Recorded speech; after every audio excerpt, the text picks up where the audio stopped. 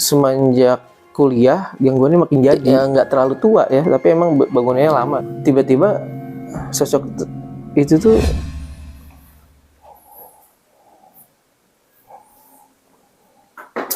Assalamualaikum warahmatullahi wabarakatuh. Selamat datang di Kupas Malam bersama gua Mahfuz. Sebelumnya gua mau ngucapin terima kasih banyak buat kalian yang sudah mau bergabung di channel ini. Semoga kalian semua dalam keadaan sehat walafiat tanpa kekurangan suatu hal apapun dan pastinya selalu dalam lindungan Allah Subhanahu wa taala. Amin. Nah, di episode pertama Kupas Malam hari ini gua sudah kedatangan seorang narasumber yang akan menceritakan pengalaman misterinya. Menurut ceritanya, dia mengalami berbagai macam hal seperti gangguan serta teror-teror dari makhluk dimensi lain. Menariknya dari cerita ini, ia mengalami berbagai macam gangguan serta teror sejak usia 5 tahun sampai ia dewasa. Penasaran dengan ceritanya? Langsung saja kita kenalan dengan narasumbernya. Selamat malam Mas Ala. selamat malam. Thank you udah mau datang ke Kupas Malam untuk berbagi cerita tentang misterinya. Kalau boleh tahu Mas Ala ini aslinya dari mana ya? Saya asli dari Bogor, cuma saya lama tinggal di Bandung untuk kuliah. Jadi saya dari kecil tinggal di Bogor, waktu sudah remaja kuliah saya pindah ke Bandung. Oh, artinya emang kuliah, sekolah itu di Bandung. Ya, Nah, menurut Mas Ala, gangguan-gangguan seperti apa sih yang dialami selama 20 tahun itu? 20 tahun itu menurut gua bukan waktu yang sebentar loh gitu loh. gangguan-gangguan yang saya alamin sih sebetulnya banyak ya dari saya masih kecil sebetulnya. Dan dari penampakan-penampakan, dari suara-suara dan banyak kejadian yang di luar nalar saya yang pernah saya alamin gitu. Buat kalian yang penasaran dengan cerita lengkapnya seperti apa, tonton videonya sampai habis. Jangan lupa siapkan kopi Anda, atur posisi senyaman mungkin, dan kita mulai curhat misteri.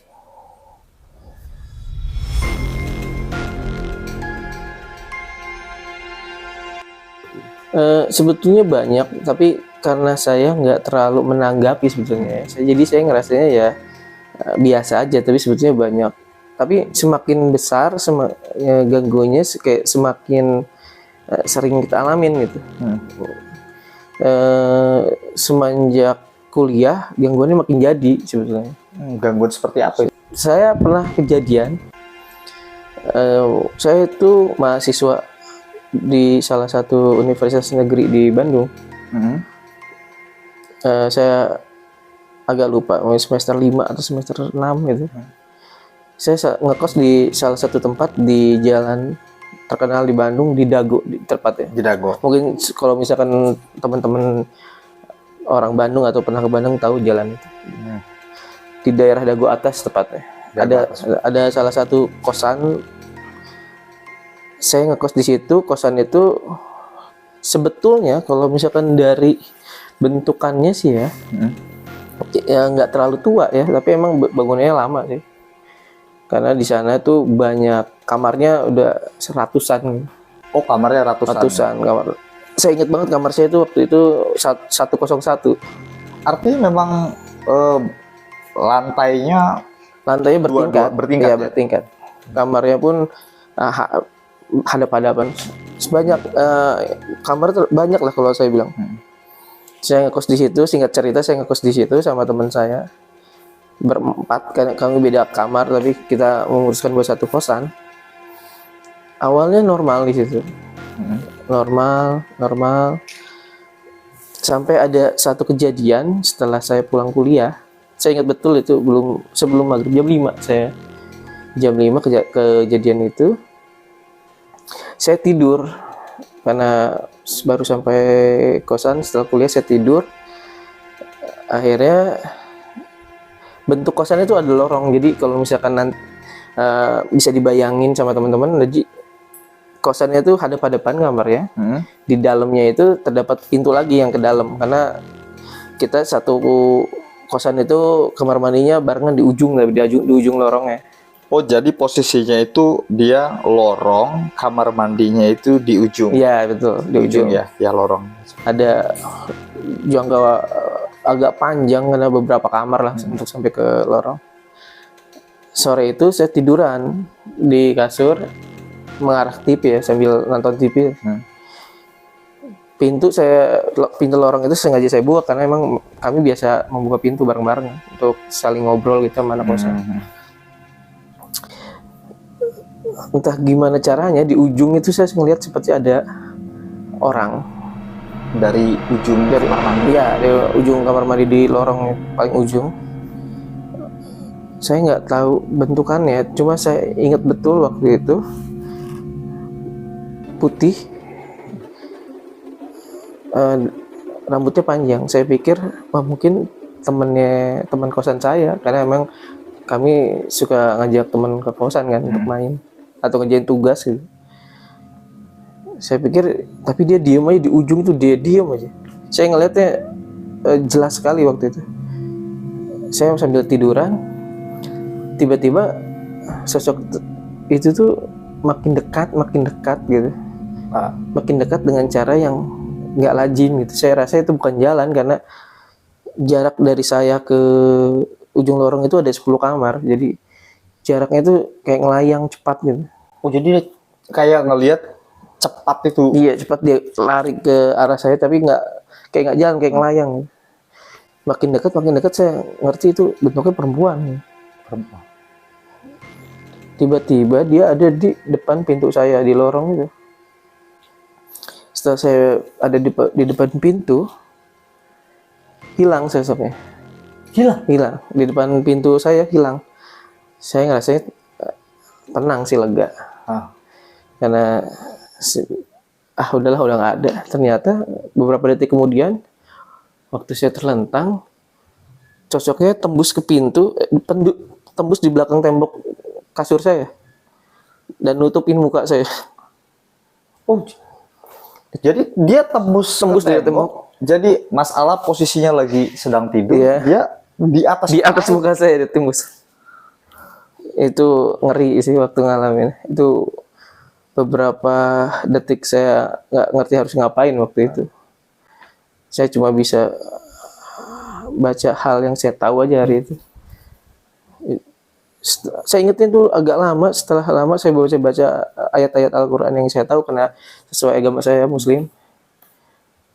Akhirnya dia keluar lagi dari tembok, tembus kembali, dan saya hari itu langsung memutuskan gua nggak tinggal di kosan lah hari ini. Pergi hari itu langsung ke tempat teman. Hari itu pergi. Langsung pergi. Gila. Gue nggak bisa ngebayangin itu. Jadi itu apa, posisi tidur, dia itu tembus. Iya, tembus di temboknya langsung menghadap ke wajah kita. Mukanya di depan ya, wajahnya depan. Itu pucatnya masih. Gue nggak bisa bayangin. Hari itu sulit untuk dijelasin sebenarnya, seperti di luar nalar ya. Tapi setelah hari itu gangguannya bukan menghilang tapi malah makin menjadi. Setelah kejadian itu makin menjadi hari itu. Apa aja itu, Mas? Setiap malam selalu ada suara jalan kaki kayak gitu, langkah kaki tapi orang yang besar gitu. Di lorong kosan itu. Setiap malam. Dan yang paling saya ingat waktu itu sebelum banyak kejadian lainnya, saya ngerasa kayak ada suara anak kecil lari di lorong itu. Di lorong itu lari.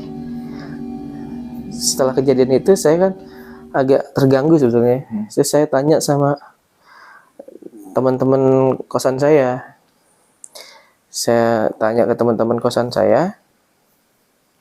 Mereka nggak ngalamin hal yang sama sebetulnya. Waktu saya tanya, ngalamin ini nggak sih? Kejadian ini nggak? Oh enggak. Akhirnya karena saya penasaran, saya tanya sama penjaga kosannya. Saya kasih tahu apa yang saya alamin, yang dia ingatkan ke saya cuma satu, jangan naik ke lantai 3, jangan naik ke rooftop. Itu yang dia ceritain. Si penjaga itu mengatakan bahwa jangan naik ke lantai 3, jangan naik ke rooftop ya. Saya ingat betul itu yang dia katakan. Saya nggak ngerti alasannya apa. Tapi itu yang diomongin waktu itu ke saya. Tapi ya namanya anak muda ya. Karena kita juga nggak tahu apa yang kita alamin lagi itu. Jadi saya ngajak teman saya yang lain yang satu kampus yang ngekos di situ juga untuk naik ke atas lantai 3, naik di rooftop. Waktu itu udah agak sore, sekitar jam 3, jam 4 saya naik karena penjaganya kan kalau siang nggak ada dia. Dia adanya tuh mulai dari sehabis maghrib sampai subuh gitu. Jadi saya ajak naik mereka. Memang naik ke lantai 3 itu agak sulit. Jadi jalannya mungkin sudah ditutup atau mungkin sudah nggak bagus lagi. Berapa orang itu waktu itu ajak teman-temannya? 6 saya ingat, 6. 6 orang. Ya, jadi saya ajak 4 teman kosan saya dan teman saya ngajak temannya lagi. Jadi kami berenam saya ingat. Berenam naik, mutusin buat naik. Dan sampai ke atas ke lantai 3 untuk naik ke rooftopnya ternyata tangganya nggak ada. Tangga, maksudnya Tangga. Jadi kan waktu kita dari lantai 3 ke rooftop tuh ada tangga gitu. Ternyata tangganya udah nggak ada itu. Udah dipotong tangga-tangga besi gitu. Iya.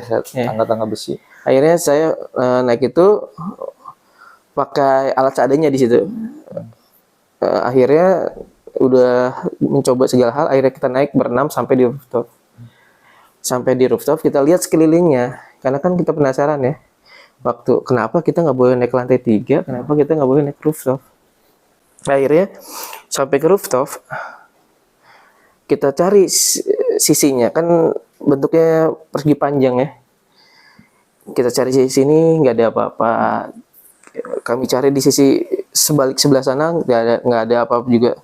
Akhirnya kita cari di sisi taman, ada taman. Karena kan kosannya itu besar, ada tamannya.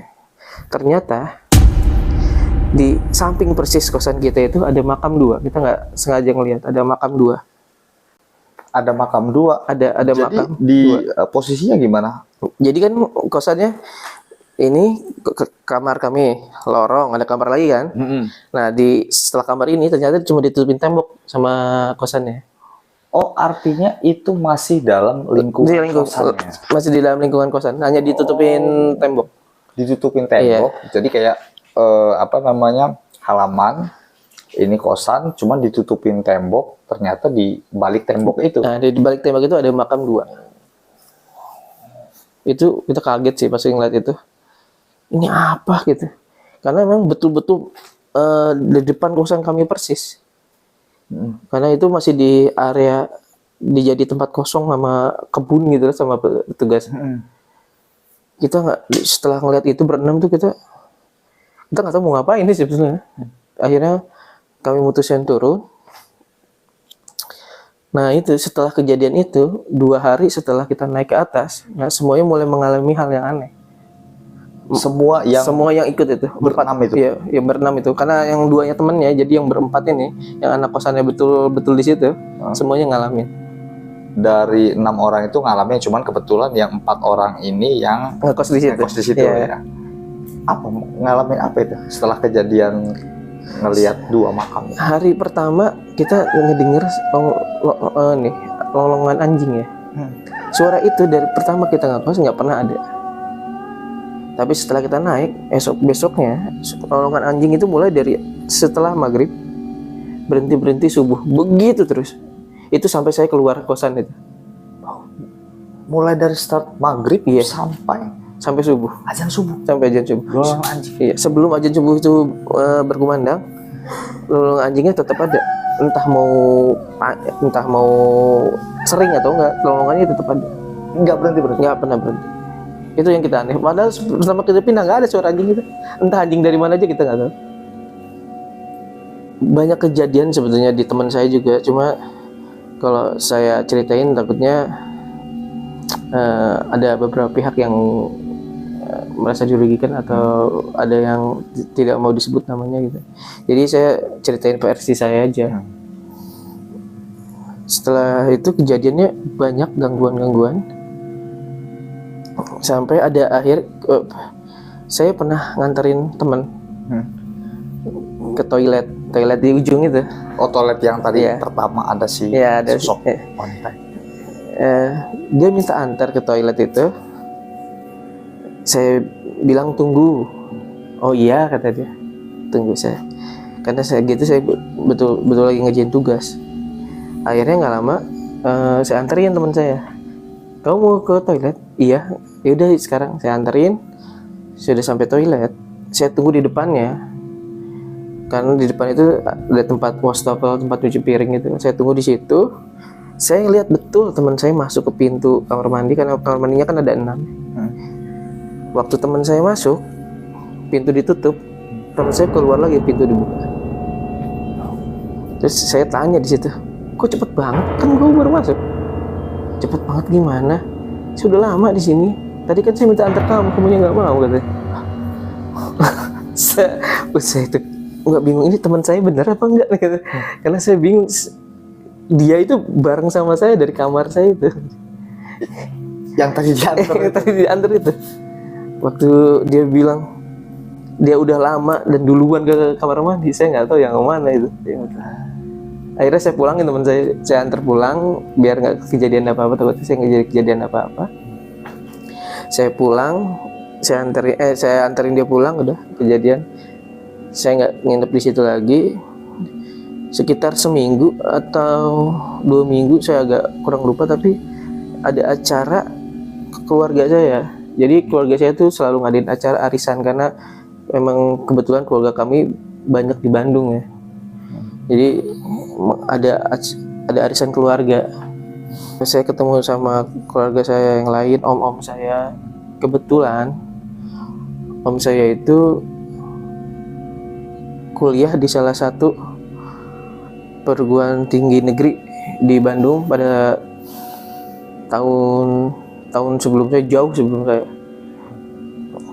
Ngobrol-ngobrol lah kami di situ. Saya tanya tempat dia tinggal di mana, dia kuliah di mana. Setelah dia cerita dia tinggal di kosan di daerah Dago, saya cerita saya pun tinggal di situ. Saya ceritain, saya kasih tahu bentuk kosannya, tempatnya. Setelah dia tahu dan dengar cerita saya, dia cuma ketawa aja. Itu yang saya ingat banget, dia ketawa aja. Hanya ketawa aja. Ketawa, hari itu dia ketawa aja. Ya, besokan harinya dia ke kosan saya, karena kan udah saya kasih tahu saya kos di sana. Dia datang ke kosan saya. Di depan kosan saya, dia nggak masuk, cuma di halaman parkir ngelihat kosan saya sambil bilang saya, gimana di sini? Om tanya. Om saya tanya gitu. Maksudnya, saya balik tanya, ya kamu di mana di sini? Ya, betah atau gimana? Baru saya cerita banyak hal yang saya alami. Sebetulnya nggak yang saya ceritain aja, banyak yang ceritain. Setelah saya cerita, akhirnya om saya itu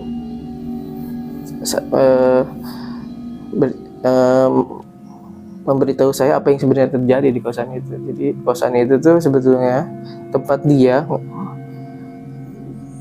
tinggal waktu selama dia kos di Bandung, dan ada kejadian yang sebetulnya tidak mengenakan di kosan itu di tahun dia tinggal di situ. Oh, om itu kuliah di Bandung, Iya betul. Kosnya di tempat yang sama dengan Mas Alan? Iya betul. Waktu cuma tahunnya berbeda ya. Oh, jauh sebelumnya? Jauh sebelum itu.